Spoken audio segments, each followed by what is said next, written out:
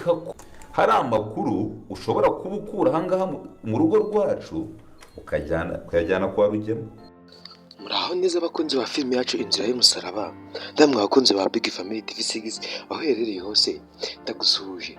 Guys, Fiston batangiye kuba bamuvumbura ko ashobora kuba ari amakuru ajyana kwa Fabiola. Ukuri ni Fiston ari amakuru agiye ajyanayo, kandi ibi bintu biteye impungenge.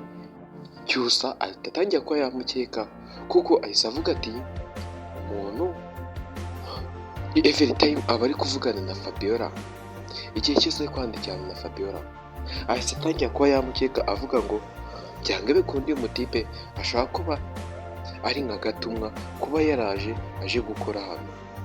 Ukuri ni uyu muhungu ni Gatumwa, mwarabyoneye mu mavideo yose yabanje. Uyu muhungu ukuntu ajya kuneka kwa Cyusa ibyo bumvishe agahita abijyana kwa Isimbi. Murabizi ko n'umunsi Isimbi yemeye gutanga impyiko kandi kubera yiyumvishe ukuri k'uyu mutipe ari kubabwira ngo ukuri kwa Cyusa. Guys, icyo nababwira cyo uyu muhungu ni Gatumwa n'imaniko wiyiziye.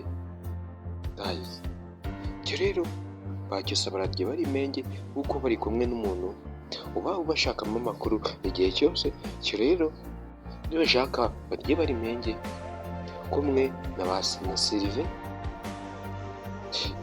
nibashaka babe bitonze kuko bafite umuntu muri bo utanga amakuru. Cyo guys, genda n'abatindiye mwabyiboneye ukuntu byaje kugenda, ukuntu baje ko Cyusa yaje kumusangayo, akaba ari byo byatumye atangira kuba yamukeka ko ashobora kuba ari gutanga amakuru yo kuba Cyusa ibijyanye na date ariwe ushobora kuba atanga amakuru. Cyusa yamuvumbuye, ubu ngubu Cyusa ukuri yakugumanye ku mutima kugira ngo umuhungu atazigera amenya ukuri kwe kwa nyako, ahubwo yatangiye kuba yamutega agatego kuko cyanamuteye kuba yabikeka yuko yumvisha kuvuga ibintu byo kwihutisha umunsi wo kudetinga, kandi ibyo bintu abizanyeho n'umuryango we gusa. Ibyo bintu nibyo byatumye yibaza ati ukuntu uriya muryango waba waramenye ko ashaka kuzahita ahitamo vuba. Ibyo byaje kuba byamutera impungenge. Murabizi ko Fiston Maneko kandi murabizi ko Cyusa afite abakobwa babiri akunda mwarura rugo, ariko ukuri ni akunda Iribagiza.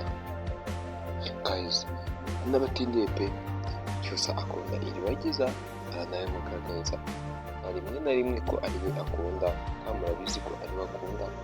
Guys, icyo nababwira cyo yuko urukundo rugiye kuba rwazamo umuriro, kuko umuriro wa Isimbi atwite igiye kuba yabyivangamo. Icyo ngusaba ni ukutaza gucikwa n'iyi filime yacu Inzira y'Umusaraba, ukayikurikirana gatanu ku kandi. Iyi yari analyze yayo. Iki cyari ikiganiro tuganirisho muganira nanjye Pazo. Ndabakunda mwe mudahwema kudukurikirana. Thank you for watching the video.